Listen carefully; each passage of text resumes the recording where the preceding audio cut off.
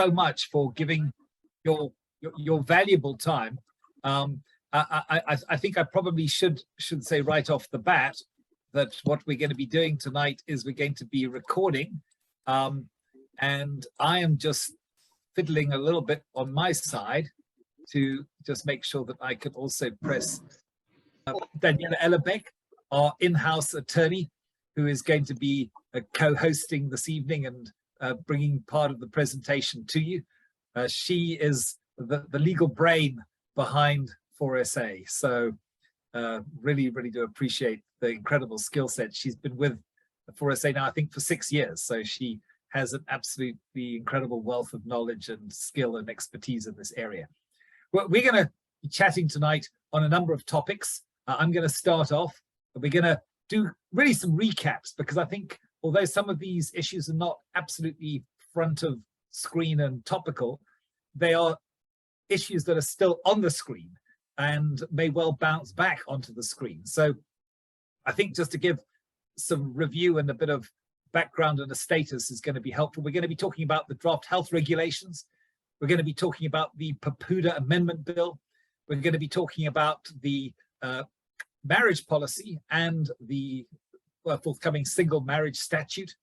We're going to be talking about the film and publications bill and some of the regulations that are coming alongside of that. We're going to be talking about the hate speech bill, the victim support bill, and also giving you an update on a couple of very key cases that 4SA is involved with in the form of the Isiphandla case and Beloftebos, and also give you perhaps what's on the horizon.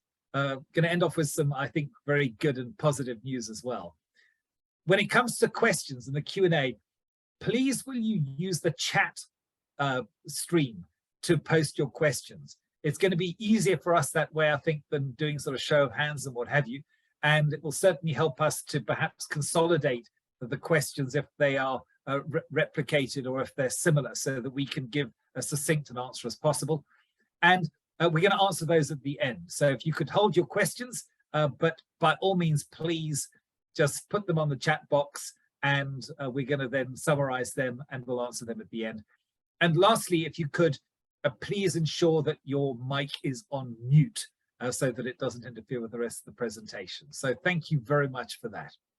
So let me begin. I think many people who are on this call tonight are familiar with 4SA, but for those who may not know who we are or what we do, we were established in 2014. So over the past 9 years now, we've been fighting multiple battles. We've conducted numerous campaigns to protect and promote our constitutional right to religious freedom. And really, in that sense, we are a watchman on the wall.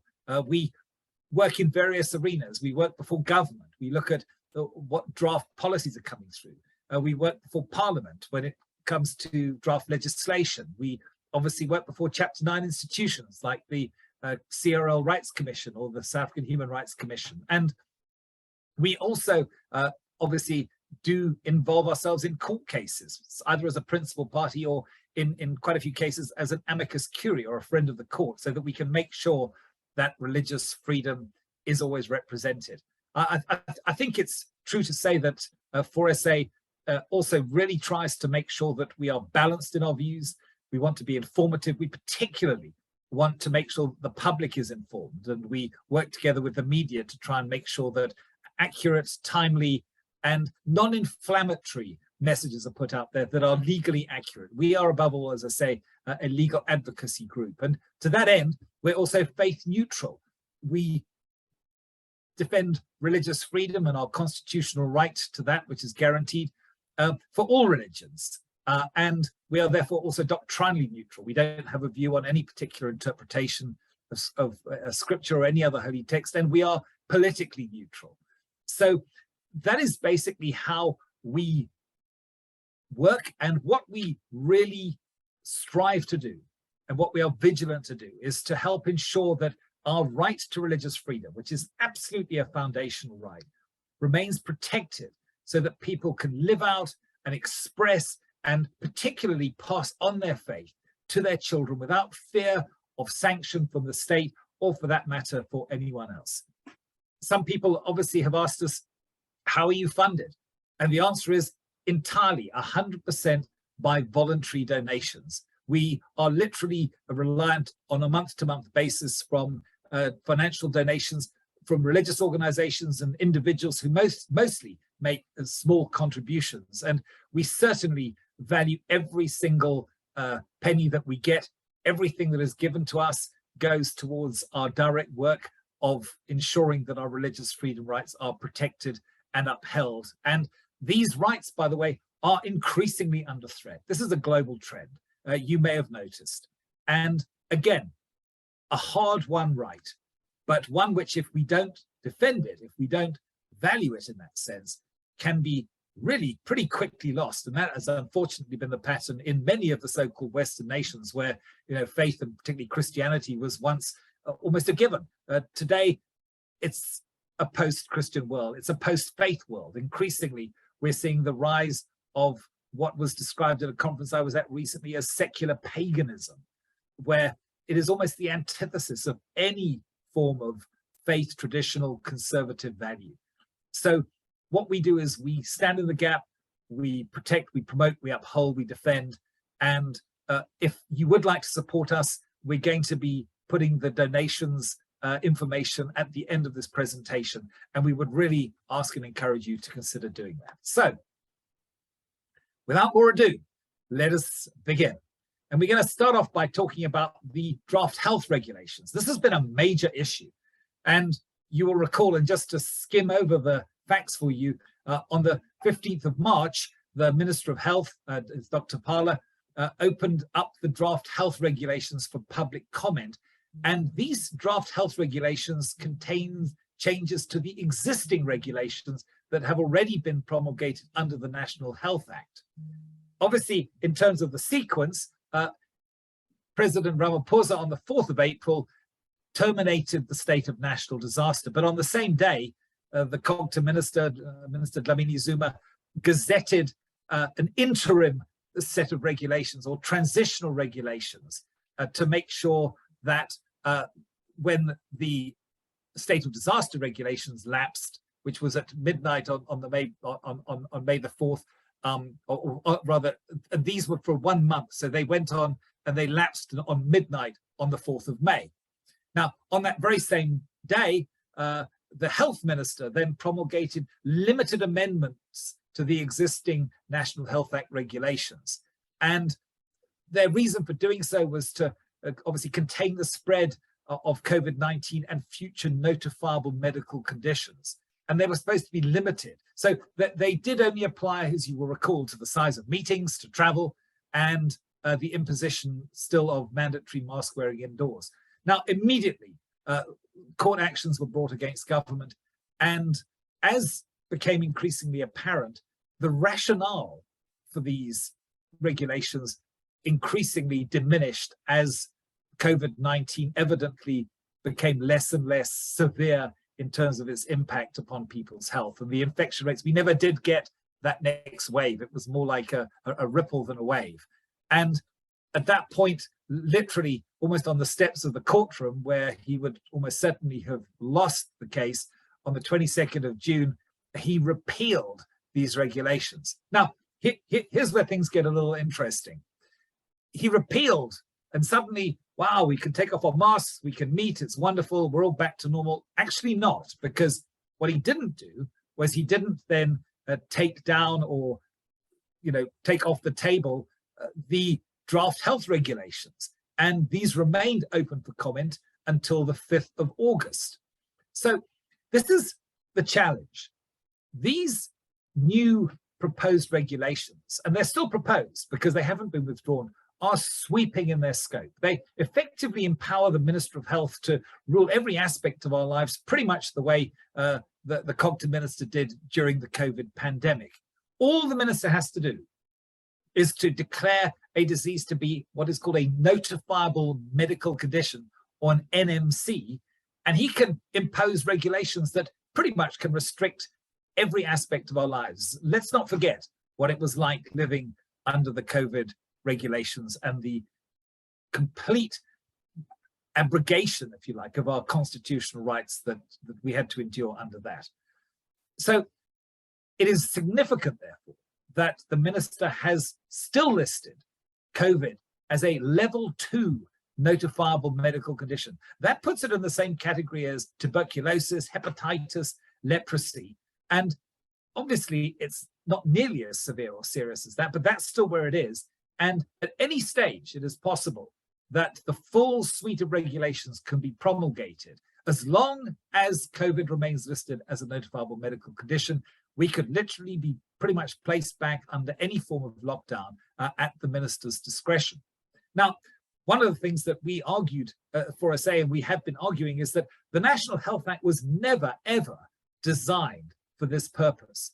The purpose of the National Health Act was to achieve a structured reform of the health system, not to micromanage people's lives or to manage a public health emergency. The acts that were intended for that are obviously the State of Emergency Act and, as we have experienced, the Disaster Management Act. And the big difference between those two acts, by the way, is that the State of Emergency Act, even though it can remove all the constitutional rights that we enjoy at a stroke, it has to be renewed by Parliament. Only Parliament can extend it, and it has to be reviewed every 21 days. The National Disaster Act, which was obviously very problematic because it didn't require proper parliamentary review, still, nevertheless, the COGTA minister had to extend it on a month-to-month basis. But the problem with these regulations under the Health Act is that there is no time limit on the duration of regulations passed under this act. And the fact, which is concerning, is that even though evidently the health crisis has passed, government still seems to wish to retain the same type of power, or at least be able to access or to switch on the same type of power that it held during lockdown. And that is deeply problematic. There is, under the Health Act, with these regulations, no provision for parliamentary oversight or review. And as we've also seen and experienced under the lockdown, and even on this latest challenge against the first set when they were promulgated or put up for comment, there is very little joy coming out of the courts because it is a very costly and very tedious, long and drawn out, and ultimately potentially ineffective process. But let's look at what these draft health regulations can do. They can involve compulsory quarantine at a government facility, forced treatment. Treatment could involve, by the way, mandatory vaccination. So we really are very vigilant still because this has not gone away. But here's the good news. The good news is that while that comment period was open, we worked, as you know, with the Dear SA platform. And thanks to you, and I think everybody must give themselves a big round of applause, over 325,000 individual submissions were made to oppose these draft health regulations. And the good news about that is that it makes it extremely difficult for government to simply proceed, that they legally must consider every single submission. And that number of submissions and that level of opposition makes it very problematic for them were they to simply go ahead. It would almost certainly result in immediate court applications, which would challenge the legality of the process they followed and potentially result in the regulations being set aside in their entirety. So again, we continue to ask government, we continue to write to the minister and asking him to withdraw these health regulations in their entirety. And if not, why not? You know, there is no justifiable health reason left why COVID-19 should be a level 2 notifiable medical condition.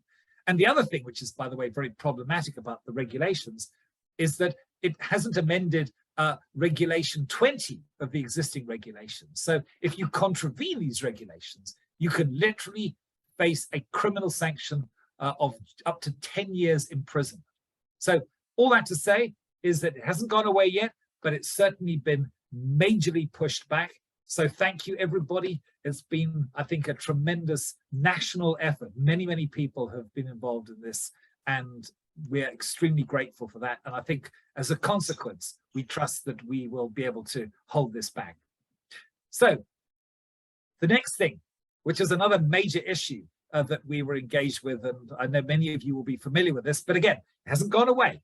It went back to the Deputy Minister of Justice with all the comments that were received, but it has not gone away, and we are now waiting to see what will it look like as and when it actually comes back. But as you might remember, PEPUDA, which stands for the Promotion of Equality and the Prevention of Unfair Discrimination Act, this is the secondary piece of legislation in South Africa. It is the primary piece of legislation. Only after the Constitution is it second in importance. And every single other piece of legislation is subordinate to PEPUDA and must comply with it. So it is seriously in the public interest to look very closely at any amendment. And this is what the PEPUDA Amendment Bill did. And when we looked at it, and we and many others looked at it in the form that it was presented with, it literally would be the death knell of religious freedom. It would severely curtail our constitutional rights. And while, yes, we support government's efforts to promote equality and to prevent unfair discrimination, it was clear that in its current form, it would have had devastating and negative consequences for all people, and particularly for people of faith and organizations of faith. So just briefly, what was this bill trying to achieve? What was it putting forward? Well, it sought to redefine and broaden the definitions of equality and discrimination. And even if it was inadvertent, it was evident that those new definitions would override and trample the constitutional rights of people of faith and organizations of faith.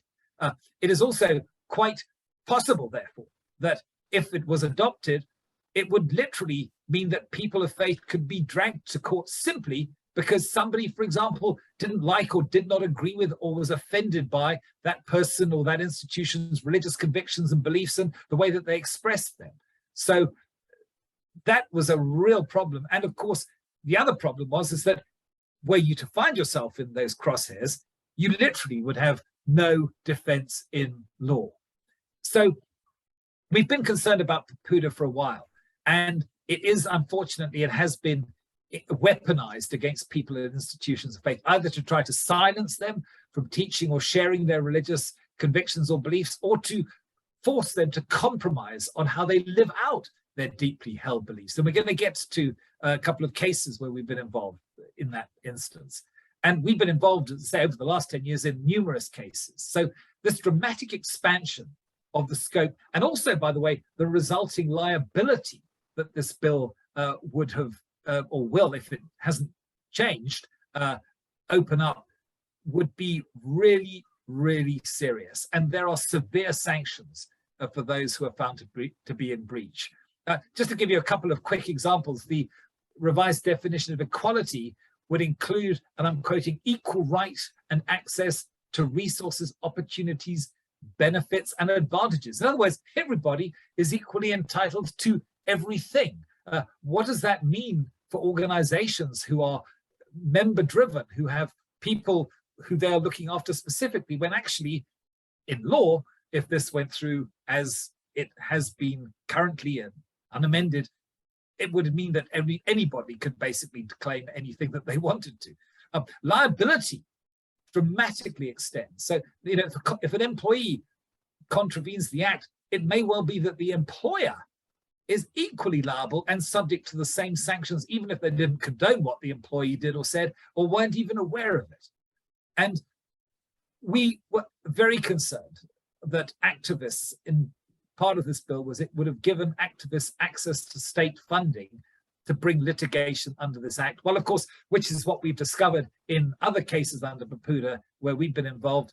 Those who find themselves in the crosshairs, they are the ones who have to pay for their own defense, and it can be prohibitively expensive. You know, we've often said that, you know, the Human Rights Commission, when it takes up the cause of an activist and it launches a lawsuit against somebody or some organization, they're basically dipping into your taxpayer money and my taxpayer money. They don't care how much it costs. But if you're on the receiving end of that, we know that to take a case through to the Constitutional Court can cost you easily upwards of 6, 7, 8, maybe 10 million rand. How many people have got that? And so the danger is always that bad precedents are set. But we did, as I mentioned, there was a significant pushback against this, particularly as well. One of the other clauses that I should mention is that the respective ministers had to effectively pass regulations and codes of practice to implement measures to eliminate discrimination and promote equality, according, of course, to these very wide definitions. And that they could impose upon any organization. So effectively, where we looked at that, it was very poorly drafted. It was essentially, literally, state regulation through the back door. And it would, as we said, have meant the death knell of religious freedom in no uncertain terms. And again, thank you, everybody, and the DRSA platform. That was one of our first cooperations with them. We had, again, 90,000 submissions were sent through using this platform. And the consequence of that was that we were given the opportunity by the Deputy Minister, John Jeffrey, to meet with him. And he did at that meeting, true to say, state that, and I quote him, "It is not the intention of government to regulate or to interfere with religious institutions, what they believe or how they put it forward." And we put forward that there should therefore be a recommended inclusion of a clause to prohibit unfair discrimination on religious grounds. That there should be something which comprehensively, if that's government's intention, then it's almost like, well, your words are great, but let's see it in writing. And that, we believe, would certainly go a long way towards helping people to restore perhaps their confidence and their faith in government towards the religious community. It would be tangible evidence. But of course, in the absence of such legal protections, the door will be wide open for the state or activists to enforce PEPUDA against persons and organizations of faith. So we're going to be keeping a very, very close eye on this. And please be aware that these things, by the way, can suddenly come back onto the screen. I think government are realizing that the eyes and ears of the people are open and we're watching. And they now are very reluctant to give longer periods of time for comment. They want to almost ram these things through as quickly as possible. When we talk about the hate speech bill, that literally got 1 month for comment when it was open for a second time. So let's keep our eyes and ears open, and we will certainly be watching, and we will certainly let you know. Let me draw a quick breath and move on to our next topic, which I know is of interest to many, many people. And this has been going on for a couple of years now, a few years now. It's been a process, and the process is unfolding. The marriage policy and single marriage statutes, they kind of run together. And we were very involved with the meetings that took place, the presentations, the panel discussions. Explicitly, our position was to protect the constitutional rights of religious marriage officers so that they would only have to solemnize marriages which conform to their or their religious organizations' convictions and beliefs. And we mobilized and encouraged significant input on this in order to reinforce that that position had to be protected and respected. As we pointed out, 15,000 plus of the 16,500 licensed marriage officers, not civil ones, which are employed by the state, but we're talking about mostly pastors, they form the vast majority of marriage officers. And we're happy to say that there has now been published the white paper on marriages in South Africa. We've looked at it closely, and it does, and it has taken into account the concerns and objections which we and many others raised. And our analysis is that it's actually pretty well balanced. It recommends certain policy interventions and positions, but they're reasonable. And they do also try to accommodate, which they must, all members of South Africa's diverse society. So specifically, and here's one of the areas, the key areas where it's been amended, it's broadened the scope of people who can become marriage officers. It allows members from all social groups to be designated as marriage officers. So that is a good thing.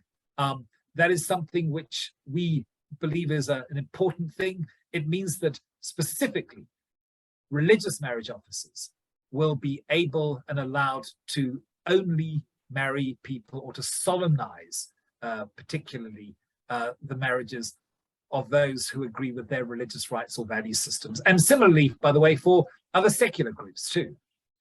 The other good thing is that civil marriage officers, in other words, those who are employed by the department, they will only need to perform the, if you like, the sort of legal aspects. They will not perform any ceremonial or religious functions generally associated with a marriage solemnization. So we think this is a pretty good split between the state and religion, because it means that the spiritual side, so to speak, the side that would typically take place in a church or a mosque or a temple or what have you, that is separated from the legal side, because obviously a marriage involves not just two people coming together, but it involves property rights, it involves children, it's what happens if there's a divorce, etc. So we think it's a pretty good balance. What are the next steps? Well, next steps are that the government is now busy drafting the bill, the single marriage statute, and again, the indications are in the policy that they're going to be following an omnibus format, which will allow for the specific tenets of different religions and faiths to be incorporated while ensuring that the legal requirements that the state wants to see are in place. So effectively, there's going to be almost like a silo, which is going to be accommodating all different types of faith and tradition. The other thing to say is, and please pray for us tomorrow, we're meeting with the Department of Home Affairs tomorrow morning, and we're going to discuss this further. We're also, by the way, because we've heard various concerns raised, going to be speaking about the process to transfer a marriage officer's status if and when they move from one religious organization to another, or from the one where they were originally licensed. That, we understand, has been problematic. We also know that there's been some real bureaucratic challenges to registering marriages with the Department of Home Affairs. And that is also something which we believe the department needs to fix. And of course, the other thing we've heard is that there have been challenges obtaining new registers. When your registry book is filled, where do you get another one? How do you get another one? We understand that's been problematic, and that's also been inhibiting some marriage officers from actually doing what they need to do. So we're going to be chatting with the Department of Home Affairs tomorrow morning. So please think of us there. Now I'd like to talk, and this is going to be the final bit of my presentation, about some of the current cases that we are looking at and we are involved with. The one is one which has been around now for, wow, I think it must be somewhere near 3 years. Beloftebos, this beautiful wedding venue, the owners of whom were taken to court by the South African Human Rights Commission when they declined to host and particularly to organize and to put their effort and time and energies into the celebration of a same-sex marriage. I think it's very important to say this, though, that at no point did they say at all that people of a different sexual orientation were not absolutely welcome on their property. They'd had many instances and situations before where that had never even been an issue. It had never really been the case. The big issue was, should they be forced to go contrary to their sincere and deeply held convictions on the sacrament of marriage? They weren't saying that the people couldn't get married. They were just saying, please do not force us to be part of the celebration of something which we simply cannot believe is representative of our understanding of marriage. And they made that very clear, that they respect and recognize all the constitutional rights of the LGBTIQ+ community. They recently have written to the Human Rights Commission to try and resolve this matter, and to really ask the Human Rights Commission to accept, even if they don't condone, that they hold a bona fide and intensely held worldview that marriage is indeed a sacrament between a man and a woman. It represents the relationship between Christ and his church, and that their beliefs in marriage are for very deeply considered and nuanced reasons. And it is fundamental to who they are, to how they believe, to how they live their lives. So they've asked the Human Rights Commission to basically amicably resolve this matter. It should also be said that, not related to this case, but after ongoing prayer and reflection, and of course COVID-19 pretty much shut down the wedding industry as well, they are actually no longer making their venue available to the general public as a wedding venue. So we are trusting again, this case will now be resolved, will be wrapped up. There is a secondary case by a second same-sex couple against the venue. We'll see where that goes, but I think we are certainly trusting that this case will be resolved and resolved amicably. The other case that we're involved with, again, we're a friend of the court in this case, is what we call the Isiphandla case. And you might remember that a Christian private school refused to allow a Zulu learner to attend while wearing this ceremonial goatskin bracelet, which is called an Isiphandla. And their position of the school is simple. They are a Christian school. They are a private school. And they have, therefore, policies. They have an ethos. And this ethos basically involves a uniform policy on no wearing of any jewelry. And of course, the ethos of the school is a Christian ethos. And all parents sign up and agree to this before they enroll their child. And so therefore, when they made this position clear, obviously the parents are arguing that, well, their actions of the school amount to unfair discrimination are based upon their traditional and customary rights. So let me say this. If this was a public school, it wouldn't be an issue, because public schools belong to the community and we celebrate diversity. And there's already been a very key constitutional court case called the Pillay case, which said that schools must reasonably accommodate people's religious beliefs and the expression of that belief. In that instance, it was a young woman, a Hindu woman, who wanted to wear a stud through her nose as a celebration of a ceremony for her coming into womanhood. But this is a different case, because this is a case of whether or not the autonomy of a faith-based organization is going to be upheld, and can a faith-based private organization set its own internal policies and codes of conduct which will be protected by the Constitution. And we absolutely believe that that should be the case. It would be very, very concerning, and it is going to mediation, by the way, which is again a good thing. It's going to be mediated, so it won't be settled, hopefully, by the court itself. It will be mediated sort of privately outside of the court. But should the court decide against ultimately the school, it would, we believe, set a very dangerous precedent, because then all private religious schools and even potentially private institutions could be forced to act against their religious and faith convictions and beliefs. And that would obviously undermine the very reason for their existence, not to mention fundamentally negate their constitutional rights. So again, keep an eye on this case as well. We will be keeping you informed. Please keep us in prayer about that.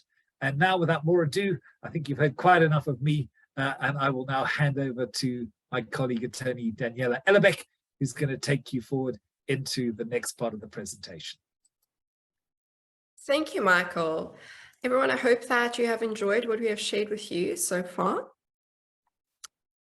All right. So I'm going to be talking about the Films and Publications Amendment Act.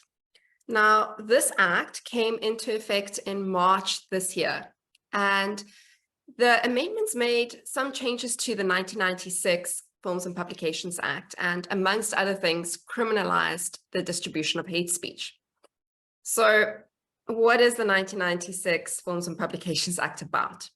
Well, this act provides for the classification, not censorship, classification of certain films and publications. So think of, for example, when you used to go to State Kiniko and it would say 16 or PG or PG-13 in the bottom corners of the movies. This is what the Films and Publications Act is about. It's about the classification of certain films and publications. But its original context, for when it was written in 1996, doesn't fit in with our society's new digital era, where we no longer rent or buy hard copies of almost anything. Michael, I don't know if you still buy hard copies. I think everyone streams, but rather most of us stream our content using the internet. So videos and DVDs have turned into movie streaming services, and magazines have turned into online blogs and articles. So what changes do these amendments bring about? Well, the amendments seek to align the 1996 Act with our current online era. And to this end, they insert numerous definitions, including internet, into the 1996 Act. And they also criminalize distributing propaganda for war, incitement of imminent violence, and hate speech, including through internet and social media. Now, the Act also imposes a fine of up to 150,000 Rand and or a 2-year jail sentence for anyone who knowingly distributes such expressions. So this is no doubt why some have labeled this law the internet censorship law. But what does distributing hate speech mean though? So in simplified terms, this means any expression. So think of a video, a voice note, a text message, or an image that a reasonable person could understand to demonstrate a clear intention to be harmful or to incite harm and promote or propagate hatred against any person or identifiable group. So we see therefore that both factors need to be present. Firstly, that a reasonable person would understand the message to incite harm, and that a reasonable person would understand the message to promote and propagate hatred. So obviously how harm is defined then is also very important. And the amendments define harm as quote unquote causing emotional, psychological, or moral distress to a person. I have to admit, I have no idea what moral distress is. So the amendment's definition of hate speech is reminiscent of the Equality Act, PEPUDA's definition of hate speech, which our constitutional court, which is our country's highest court, our apex court, struck down last year and rewrote because it said the Equality Act's definition of hate speech was too wide and it unduly infringed in South Africans' right of freedom of expression. It should be pointed out that the big difference between PEPUDA, or the Equality Act, and the Films and Publications Act, as it's now been changed, is that the Equality Act is a civil act. It's a statutory delict, and it doesn't create criminal liability. So, for example, if you were to be found guilty, even under the narrow definition of hate speech now under the Equality Act, a court would order you to apologize or to pay a fine, but you're not going to end up with a criminal record and you're not going to go to jail. And this is very different from the Films and Publications Act because, yeah, you will end up with a criminal record and you can go to jail for up to 2 years. So importantly, speaking from a religious freedom point of view, what does this mean, if anything, for freedom of religious expression? So religious freedom encompasses your right to share your beliefs, your opinions with others without fear of persecution or prosecution. And in addition to religious freedom, our Constitution also protects our right to freedom of expression.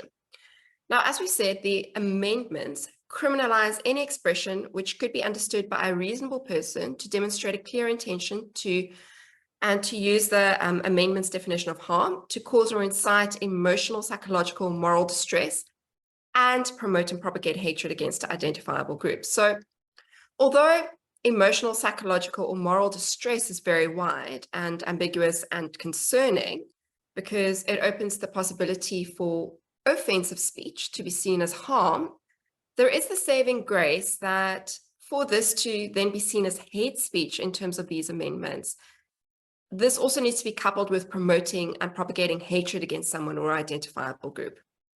So this makes the possibility of the amendments being interpreted to include expressions of unpopular or even offensive beliefs and opinions as hate speech, and therefore a crime, to be very unlikely. And in the event that this was the case, the Constitutional Court's Huelani judgment expressly says that expressions, offensive expressions, do not constitute hate speech. And this will obviously be considered by the prosecution when considering whether or not to prosecute someone under the amendments. And it will also have to be considered by a magistrate or judge when deciding whether to convict someone. So although hate speech is more widely defined than what the Constitutional Court defines it as, because of the wide definition of harm, because both factors need to be present, 4SA is not too worried, though we have been liaising with the FPB about this continuously. So turning to the amendments regulations, given that the Act has now been updated, the department has also been looking at updating the regulations, and to that end published draft regulations for public input.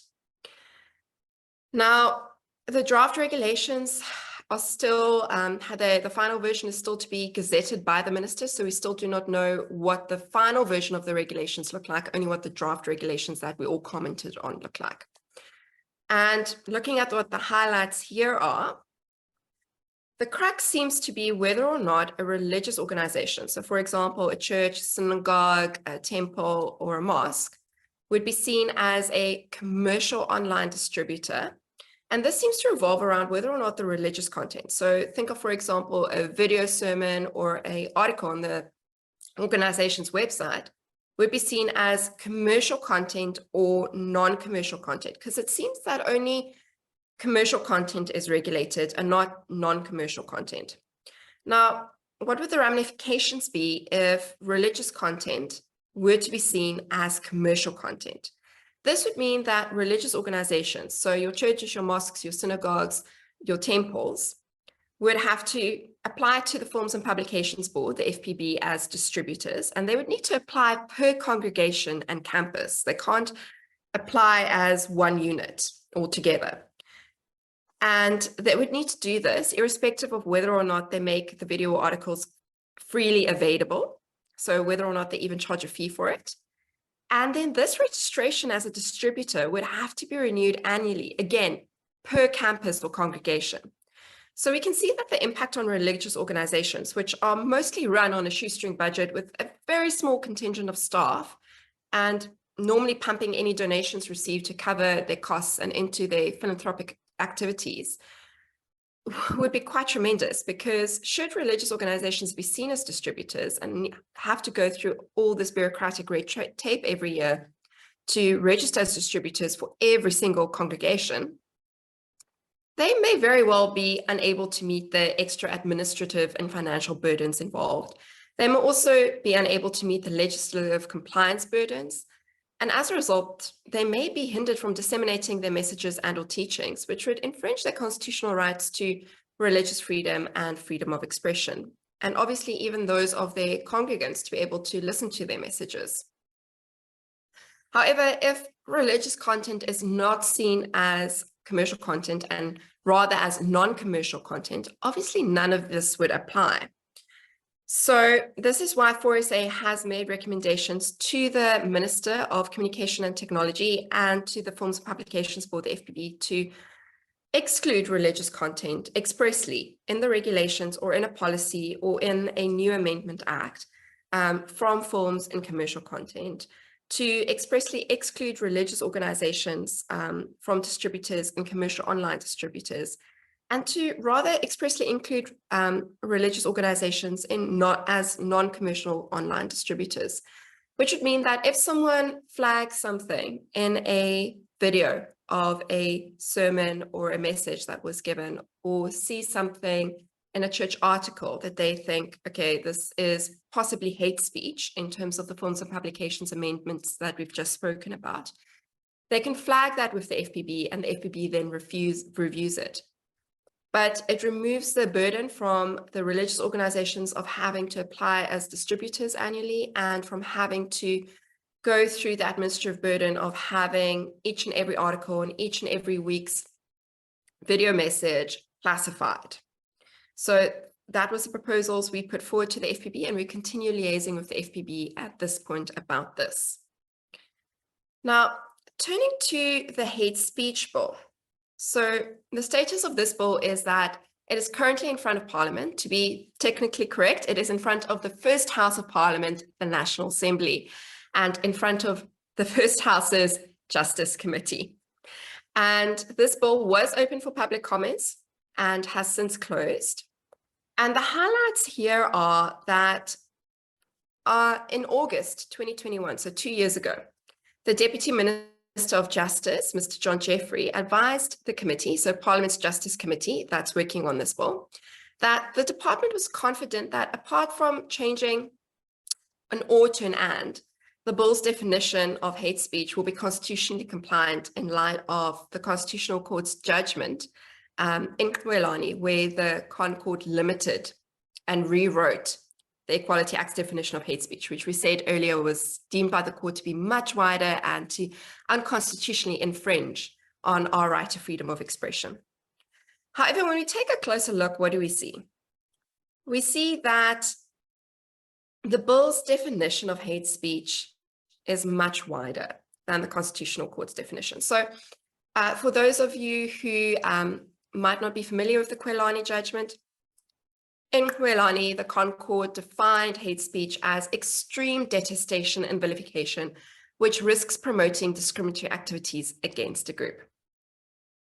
And what we see in that same judgment is also that harm in relation to hate speech is defined for the first time. And the Concord said that harm can be understood as deep emotional and psychological harm that severely undermines the dignity of the targeted group. Now, what do we see when we turn to the bill as it is in front of Parliament at the moment? We see firstly that harm means any emotional, psychological, physical, social, or economic harm. So immediately we see that harm is much wider than what the Concord says it needs to be or should be in terms of in relation to hate speech specifically. And we see that the bill incorporates the use of harm when it defines hate speech. So it defines hate speech as any person who intentionally publishes, propagates, or advocates anything or communicates to one or more people. So basically, any person who says anything that could reasonably be construed to demonstrate a clear intention to be harmful and to incite harm. And again, here we see harm is being used in the definition of hate speech, but like we've just said, harm means any emotional, psychological, physical, social, or economic harm. Again, I have no idea what social harm is. So we're sitting with a very vague and wide definition, or promote and propagate hatred based on one or more of the following grounds, and then it goes on. So we see that the Concord has said, okay, well, you need both present. You need a narrow definition of harm, which means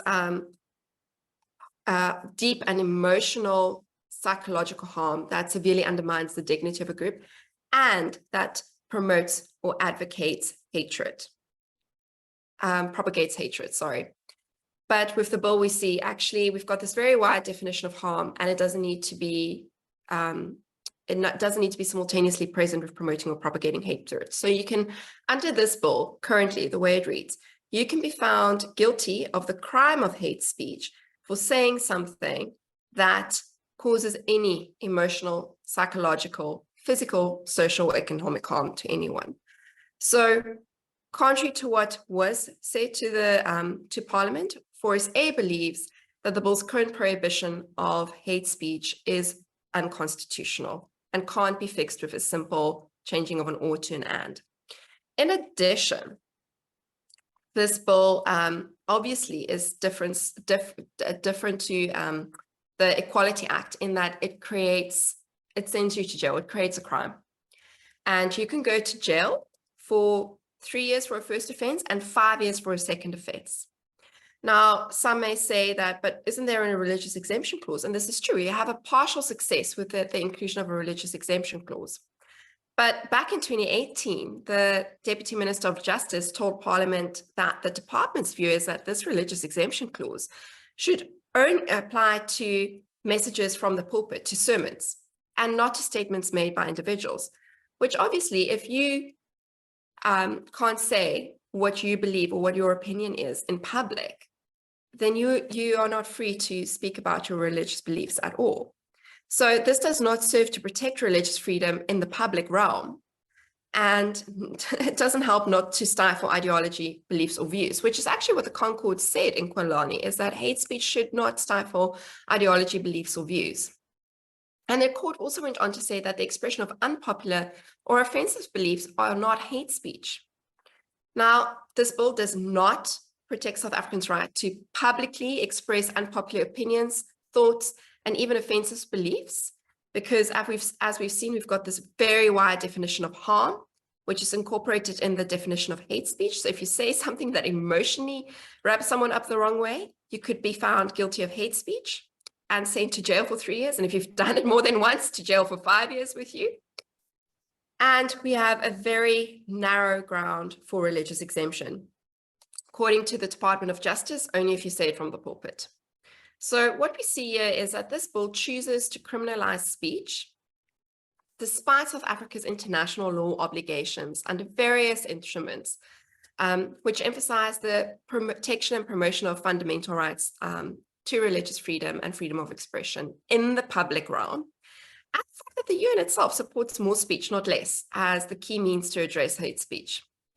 Finally, the bill is also unnecessary, as in South Africa, we have the crime of crimen injuria, which is the willful injury of someone's dignity, as well as civil sanctions for hate speech under the Equality Act, which have already been effectively used in various instances to combat hate speech.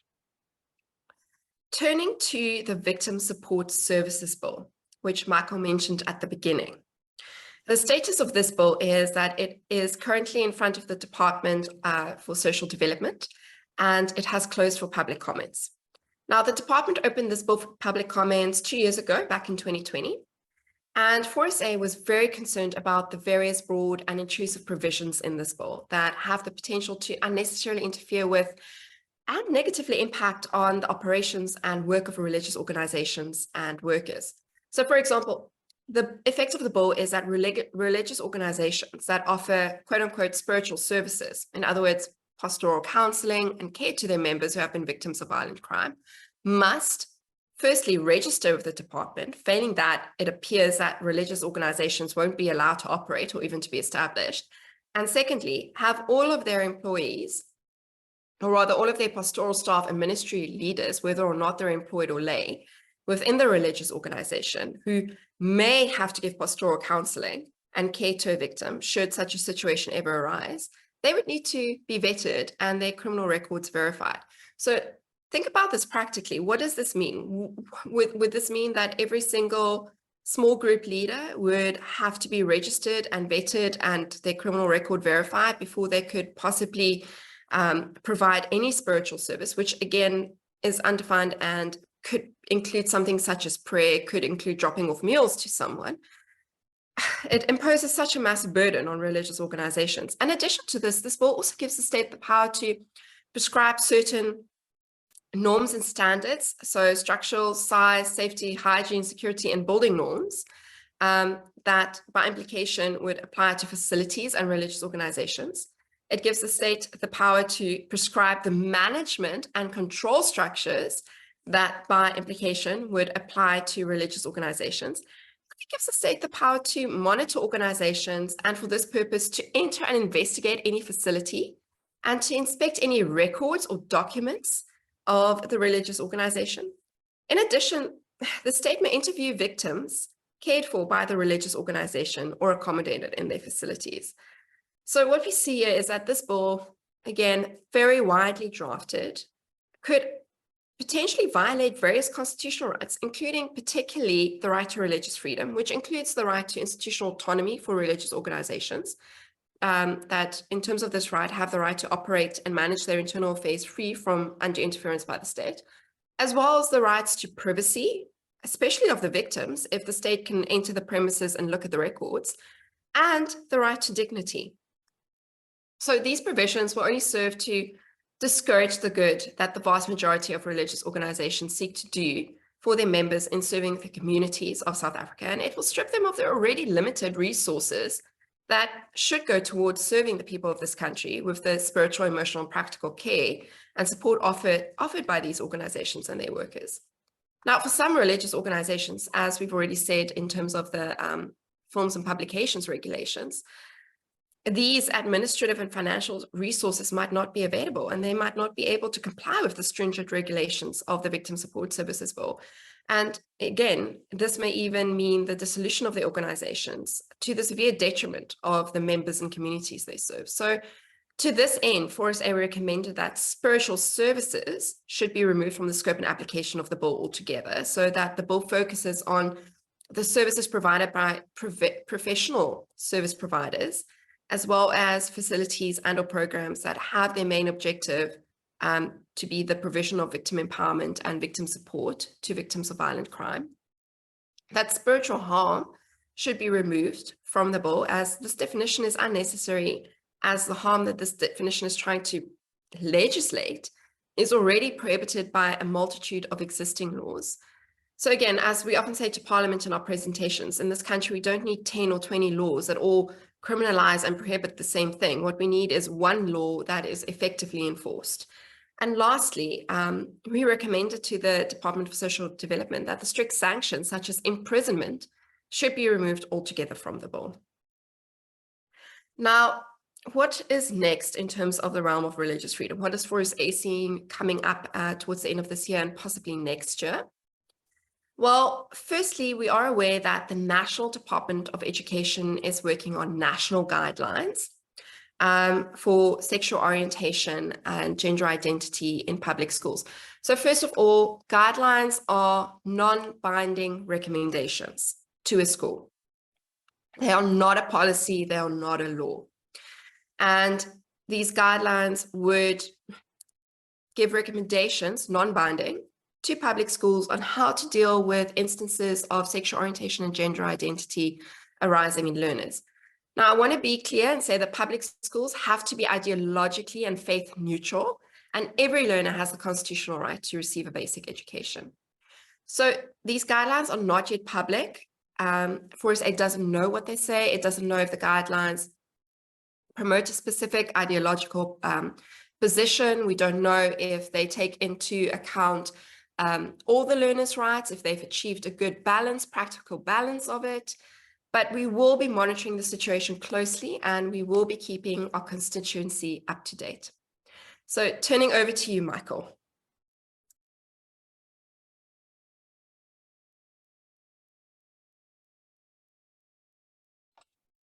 Thank you, Daniela. I think we can give a virtual hand clap for that. Well done. I have to again commend Daniela highly. She also, I think, has done a fantastic job when she presents to Parliament, when she presents to these committees. She has received many accolades for the quality of the presentation and the practicality of the presentation and the suggestions that we have made, because obviously we are watching out for these things. Sometimes these things, and we don't ever attribute bad motive to government, these simply may be inadvertent consequences of the way that they've drafted it, because they have not taken religious freedom into account. So that is also what and why perhaps it is very important that we are where we are and we do what we do, because we want to be sure that government is appraised of the concerns that may well exist around religious freedom if things simply go through without being properly checked, and to ensure their constitutionality. So you'll see a picture of me on the screen now. I had the tremendous privilege of being invited to the Universal Peace Federation's World Summit 2022 that was held in Seoul, South Korea. I was invited by an organization called the Interreligious Association for Peace and Development, otherwise known as the IAPD, by someone who has become and is a long-term supporter of religious freedom rights, and a friend of 4SA, a president of this organization is Mboni Dr. Uzwilezwe Radebe, who is also the founder and president of the Nkululeko Yazizwe Association. And he very kindly invited me to be part of the group that went with him to this event. And I was specifically invited to speak on religious freedom. This meeting was a very high-profile, high-level meeting.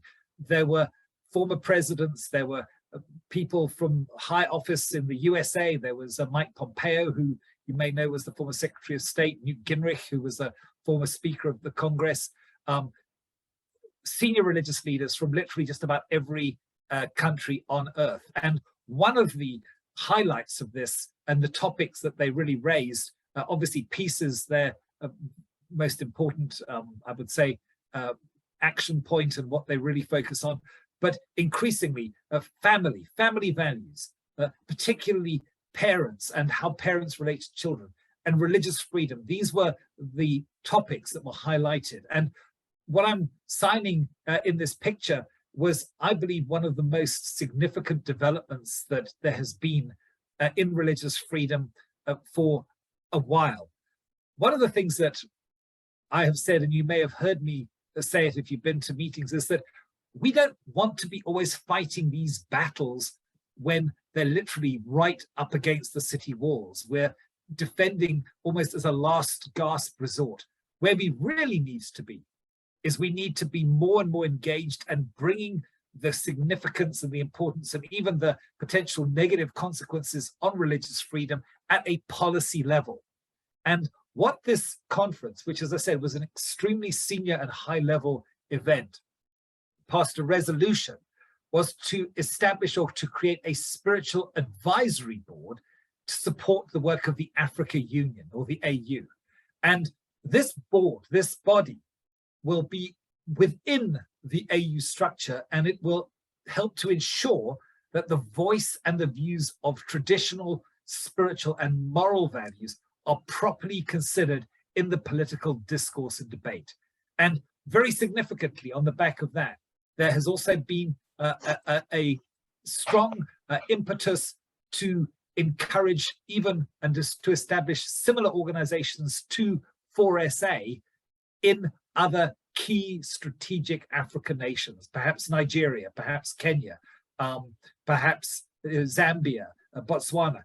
And we have certainly put up our hand and said that we would be willing to do whatever we can to assist in that, because the more religious freedom organizations that we have in different nations, particularly, and thanks to this initiative by Mboni Dr. Radebe, to have a spiritual advisory board established within the Africa Union itself, which is, of course, often where these laws come from.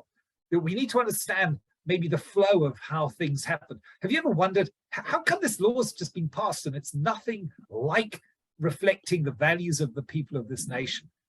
And the answer is because many laws or policies or frameworks are formulated in the United Nations, and then they flow down through typically big structures like the European Union, of course, the African Union, and then they come down into the different countries. Often there are interministerial gatherings that take place, and these things are adopted, handed into government departments. Unfortunately, sometimes they get into the hands of activists in those departments, and the next thing, bang, we find ourselves fighting these battles literally at a sort of a very late stage. This, we believe, is a really wonderful opportunity to push back and to start to be able to engage meaningfully in the discourse, in the debate at a policy level, to make sure that, again, religious freedom rights are protected, respected, and upheld. So very excited to be able to say that to you.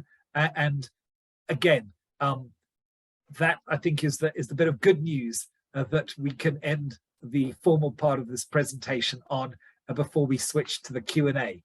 So thank you so much, everybody, for your attention to this. And I'm not sure, Carmen, whether we have any questions to date. I'm just going to look for that. But I would like to just say this, and we're going to put the slide up on the screen. If you would like to support us, if you do support us, thank you. Please keep going, because we literally need every bit of help that we can get.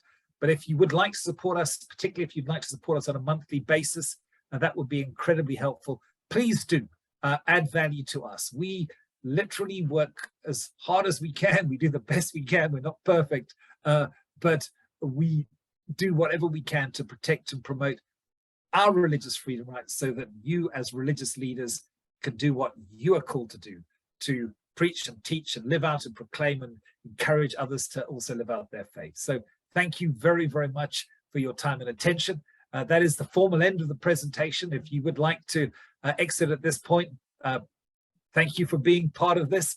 Thank you for your support and encouragement to us. And we're now going to switch to some Q&A. And Carmen, I'm just going to look down the questions that we have. I have a question concerning schools. Would we be willing to talk to people or to schools about religious freedom issues? And the answer is definitely yes. We have done that before. We can easily make a presentation. Obviously, there's a big difference between us being there in person or being there via Zoom, and we can certainly do so by Zoom. I think it is an important issue, because many people actually perhaps don't understand or don't understand properly what the law says about what is or is not allowed in schools from a religious freedom perspective. And we would be very happy to present that. I think, by the way, you'd probably find that it is a lot more favorable than you might think. And that's largely due to a court case called the Oh God case, where 4SA was involved as well. And we would be very happy to help schools understand what perhaps their responsibilities are, particularly the school governing bodies. Daniela, do you want to add any comment on that? Yes, Michael, thank you. If I can just jump in. So in terms of the OGOD case that Michael spoke about, public schools, their school governing bodies, which obviously is made up of parents and learners and school management team members, such as the teachers, principal and so forth, they actually need to write a religious policy that deals with how religious observances in that school will be dealt with. So if you are on the school governing body, the SGB for a public school, and you're aware that that school doesn't have a religious policy, perhaps reach out to 4SA. We can point you in the right direction. Definitely willing to help with that. And that policy, basically just puts together all the practical requirements for religious observances to take place to ensure that they take place in a way that's equitable and freely and voluntarily. I think just to chip in here and say, school governing bodies are extraordinarily influential in the life of a public school. And there are elections coming up. Daniela, I think they're not coming up until 2024 now, am I right?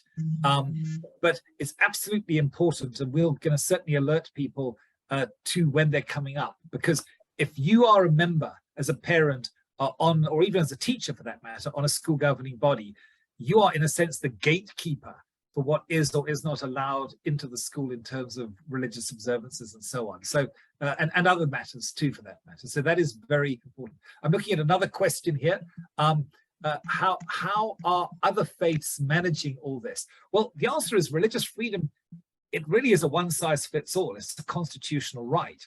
And what affects one faith affects all faiths. And that is one of the fundamental reasons why 4SA is faith neutral, because what affects, say, somebody of the Muslim faith. I mean, take the instance, for example, of the Hindu young lady who was told at one point to take out a stud, which was symbolic to her of a religious belief concerning her coming of age, so to speak. Now, if she had lost that case and the Constitutional Court ruled in her favor, that would have affected everybody. It would have affected whether you could wear a crucifix or whether you could wear as a girl a promise ring or whatever it may be, whether somebody would be allowed to wear a head covering, for instance. So one size does fit all, and that's why we do protect and promote our freedom of religion right for all faiths and all beliefs. So that is a very important thing to realize. I'm getting lots of thanks. Thank you so much. We're deeply encouraged. Another question somebody asked is, will this spiritual advisory board actually materialize? I think the answer is there's a very good opportunity. At the conference that we went to, the World Summit, it is a very senior level conference. The people who are there are literally, ministers, the leading religious leader figures, secretaries of state. That's the caliber of people, and there is a growing support within the nations in the Africa Union to actually see this happen. So obviously it's a case of watch this space, but certainly importantly, Dr. Radebe, who is the president of the Africa, if you like, a chapter that's really spearheading this initiative, he is doing his utmost to ensure that religious freedom rights are upheld and protected in the AU. So that is to say we are, let's say, quietly optimistic, and we will certainly be working as best we can. I don't know if there's any other question that I have missed out. Michael, oh, I see one. I can jump in. There's quite a few actually that Carmen has did for us. Thank you, Carmen. So first of all, there was a question about, apologies, I accidentally exited the presentation there, but hopefully you can see everything again now. There was a question on hate speech regarding Malema's comments. So firstly, we have to look at what the law says at the moment. And that is, we sit with a constitution that protects freedom of expression. And what our Constitution says is there's three forms of expression that are not protected. So if you can think of your right to religious freedom being ring-fenced and everything inside of it is allowed, the three things outside of it that are unprotected is propaganda for war, incitement of imminent violence, and hate speech. And the Equality Act prohibits hate speech. That's the civil act we spoke about now, where you can be ordered to apologize or pay a fine, but you don't end up with a criminal record and go to jail. That's the one that the Concord rewrote last year in its watershed judgment in terms of Malani. And so what can happen with Malema is that he can be found to have transgressed the Equality Act's even now narrow definition of hate speech and be ordered to pay a fine or, to apologize. But because the hate speech bill is not, it's just a bill, it's a proposed law. It is not yet a law. He will not be found guilty under the hate speech law, though one could argue and make a case out that he should be found guilty under the Films and Publications Act for distributing hate speech and possibly go to jail for 2 years. So that's where it's at the moment, is that's kind of how the laws work together. I hope that's clear. Please let me know if it's unclear, and I'll try and clarify even further. Turning to the question on whether or not the copy of this presentation will be available, we have recorded it exactly for that purpose. We are hoping to make it available on our YouTube channel, so keep an eye out on our social media. Again, you can follow us on Facebook at Freedom of Religion SA. You can also follow us on Twitter at, I believe it's 4SA.org. And we have a YouTube channel, also Freedom of Religion, where you'll be able to find us. Regarding... Another question here. Sorry. Yes, Daniela. Michael? Another question here is, how far is government in making CSE part of the life orientation subject in schools? And I think that might also just play into the other question, who would be best to speak to concerning gender issues in schools? Very importantly, schools or the government cannot force content into schools. It can and has set the CAPS curriculum, and life orientation is already a part of that, and comprehensive sexuality education is a part of the life orientation. But where the battle lines were drawn a couple of years ago now was that government cannot force content into schools. That is the purview of the school governing body. Again, one of the main reasons why the school governing bodies are such critical gatekeepers of public schools is that they can make that type of decision. So that was really what we fought for at the time, was that, if you can meet the requirements of the CAPS curriculum in terms of the outcomes that government have specified, then you do not have to teach any specific content to do so. You just have to make sure that you achieve the outcomes. And again, government cannot push any form of ideology into the public school system. And that, again, is what we're going to be looking out for in this SOGI policy that Daniela mentioned a little earlier. Because if those guidelines, sorry, not the policy. Unfortunately, these things start off as guidelines and they're almost taken as policy by the schools, which is where the problem sometimes comes in. But we will certainly be keeping an eye out for that and watch this space, because I think that's going to come on the screen pretty hot fairly shortly. Daniela?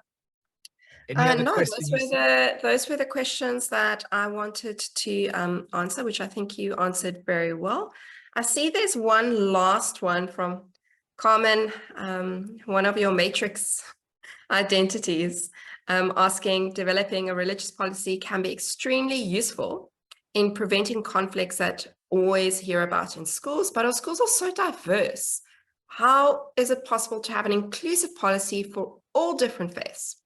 So the answer here is that a religious policy just has to do with religious observances. So we're not going to have religious instruction in school. So religious instruction would be, think of that as Sunday school. It is where you get instructed in a particular faith with the goal of making you an adherent of that faith. We're not going to have that in school time, in school classes. But what we can have is we can have religious instruction during break time, where the school invites a religious worker or to come and present to children, but that's done on a free and voluntary basis. And if they're allowing this religious worker from this faith to present to these kids in this classroom on a freely and voluntary basis, they need to show that they gave even-handed consideration to, for example, a religious worker from another faith. And how that works out in a school is going to change even over time as the religious demographic of the school changes. So for example, if you're sitting with a school that has 500 students and 490 of the 500 students identify as Christian and 10 of them identify as Muslim, how that's going to look is different. How religious observances such as scripture and worship and all of that is going to look different to in 5 years' time if that school had to become more diverse and say, 300 identified as Christian, 150 identified as Muslim, and 50 identified as Hindu. It would look completely different. What would even-handed consideration and respect look like in that situation would look different. So we see that the religious policy is something that needs to be dynamic. It needs to be reviewed often. So yeah, so that's the idea of a religious policy. It's not to be, it's not to prescribe like an interfaith thing. It doesn't need to look like that. It could, it doesn't need to. It's just to make sure that everything is freely and voluntarily done. No one is forced to go to a religious observance that they don't want to go to, and that they're not indirectly pressured to, and to make sure that everyone has a chance to freely live out their faith in school. So that's the goal of a religious policy. Yes, Michael. I think one thing which is really key is that the case that was brought, which resulted in the outcome and therefore the ruling and the parameters which Daniela's explained, was brought by an atheist, a secular organization, and they were trying to ban 71 religious observances from schools. They claimed they wanted freedom of religion. Actually, no, they wanted freedom from religion. And the good news is that we do live in a country where we are a deeply spiritual nation. And unlike the US, where you literally have a sort of a very close or very clear separation between church and state, faith is allowed in our public schools, in our public spaces, and therefore so important, as I say, that school governing bodies do get involved, address this matter, and even for pastors and others to start contacting schools if you're not in them already. Maybe you were once there, but you think, oh, I can't get back in there anymore. Or if you're whatever faith you are, get back into your schools because you are allowed to. That is what this judgment, the God judgment, declared. I think. So Michael, just to answer, I think maybe two last questions that remain outstanding, because I know we're almost at the end of our time contract. Yes. So one question, Daniela, this would be a good one for you. As authors of Christian books, how much protection is there against hate speech? So Daniela. What we've already said is hate speech in terms of the Films and Publications Act. You shouldn't have to worry about that because you're not going to be advocating or promoting hatred against anyone, especially not as if you are the author of a Christian book. There shouldn't be a chance of you doing that. So you shouldn't fall foul of the Films and Publications Act. And you also shouldn't fall foul of the Equality Act's definition of hate speech. So that's fine. The hate speech bill, as it currently is, the proposed law, the bill, is very wide. Like I've said, if you cause someone, if you infringe on their emotions slightly, then you have violated the prohibition against hate speech and committed hate speech in terms of that proposed law. So, I mean, Parliament is working on that bill, and 4SA is meeting with MPs regularly, explaining to them how this bill is unconstitutional, because actually what it does is it makes it easier to be found guilty of a crime than it is to be found guilty under the Equality Act, which is a civil law, which gives you a slap on the wrist and tells you need to go apologize. Which is an untenable situation because common sense tells you it needs to be easier to be found to have infringed a civil offense or to have committed a civil offense and be ordered to apologize than to be found guilty of a crime and sent to jail for 5 years. So we are working hard. We are meeting with Parliament as members, the MPs on the Justice Committee that are working on this bill regularly. We're explaining our concerns to them. We're showing them what the court said in Kwalani and how that applies to this bill. On top of that, we've also run very successful public participation campaigns for when the bill was open for comment. So Parliament is very much aware that South Africans know about this bill and that they don't want it. So we will keep working hard, every nook and cranny, and we'll keep you up to date. After the first House of Parliament, the hate speech bill still needs to go to the second House of Parliament, the National Council of Provinces. So there's still a long way to go. And we know of many people who are in Parliament who are not in favor of this bill. So hopefully there should also not be a chance if this bill passes. And then hopefully there should also not be a chance of anyone being found guilty of hate speech for infringing on someone's feelings. And then turning to the last question, which I think we'll take probably one more. We'll take one more question, Daniela. Yes, can you have a Bible class in a Christian private school? So just to touch on, as we've said throughout this presentation, one needs to differentiate between a private school and a public school. Private schools, of course, if they're based on a faith, can have religious instruction as part of class time. Of course, like if you're going to go to a private Hindu school, you would be fully within your rights to have religious instruction permeate every single class and throughout every subject in that school. The same with a private Catholic school, a private Jewish school, a private Muslim school.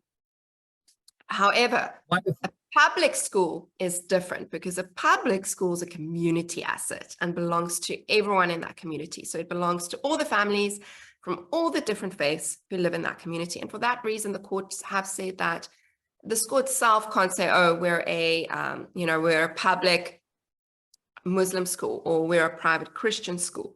It has to be faith neutral.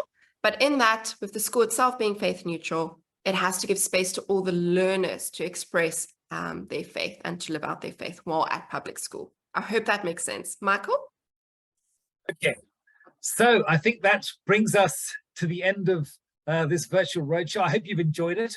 As we've mentioned, we are going to be posting it as well. So those people who missed it, and I know that there were many people who would have liked to have been here for different reasons, but not available or able to make this a date. But for those who have, thank you so much for giving us your time, giving us your attention. Thank you so much for the wonderful comments that have been coming through and encouragements that have been coming through to us. We are deeply encouraged. And you can know this one thing: wherever there's going to be a battle for faith and freedom, you're going to find 4SA in the front lines. So please keep supporting us. Please keep praying for us. Please keep encouraging us. Please keep donating to us. And thank you again. And God bless you all.